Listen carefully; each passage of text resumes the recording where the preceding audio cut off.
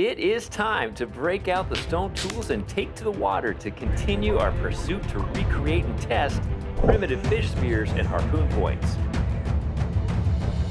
Today's quest is all about seeing if we can replicate the effectiveness of the harpoon points used by the Northwest Coast Native Americans and do so using only stone tools and methods that we've been practicing for decades. The process involves making a head for the harpoon out of a deer antler, cutting it, shaping it, sanding it smooth, and also grooving one end to hold a small blade for penetration. When you're working with primitive tools, it's important to have a variety of options for cutting and chopping, as you don't always know exactly which materials will be the most effective. In our case, the cutting, sawing, and grooving was primarily done using basalt, obsidian, and some mussel shells. The goal here with this project is to send the tip of this antler all the way through the fish and then have it turn after it comes out on the other end, thus preventing it from pulling back through the fish. Now, we've used all kinds of methods in the past for spearfishing, but this one will maybe be the most rewarding for us if we can accomplish our goal because of the great time and care that went into making these harpoons and the lengths we went through to make them in an authentic way. We also need to run a cord through our harpoon point to attach it to our spear, and that's going to involve some primitive drilling, and it's also going to involve some stinging nettle for cordage.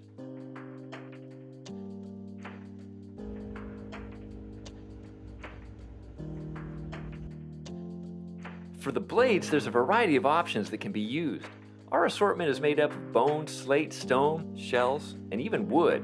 You want to have several tips on hand because even though it's possible to nail a fish on the first shot, it's far more likely that you're going to miss a few times, and when you miss, it's also likely that you're going to hit whatever was on the other side of that fish, which means you have to be prepared to say farewell to a few of these hard-earned spear tips.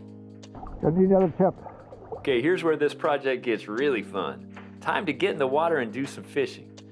There's really two major things we need to see to call this project a success. One, we need to see full penetration, ideally all the way through the fish. And two, after it penetrates, it needs to hold that fish on there.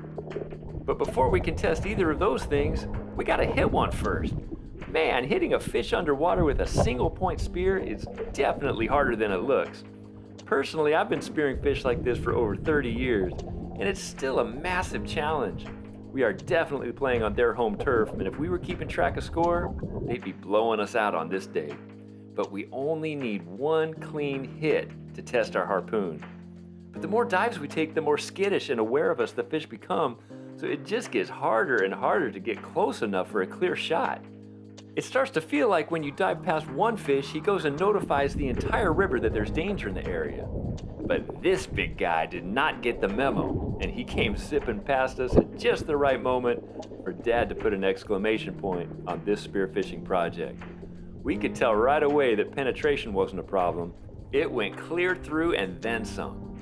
We do want to do some more testing underwater to make sure this harpoon can't slip back through the fish, but first, let's see if we can scare some unsuspecting girls sitting on the bank.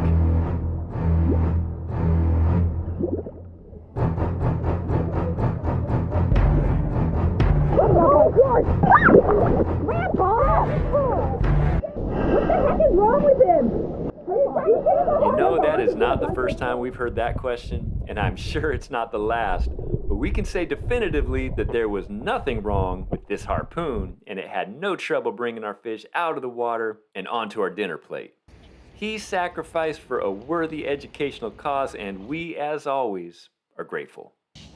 We are Wilderness Strong, a father-son team all about nature, bushcraft, ethnobotany, and wilderness survival.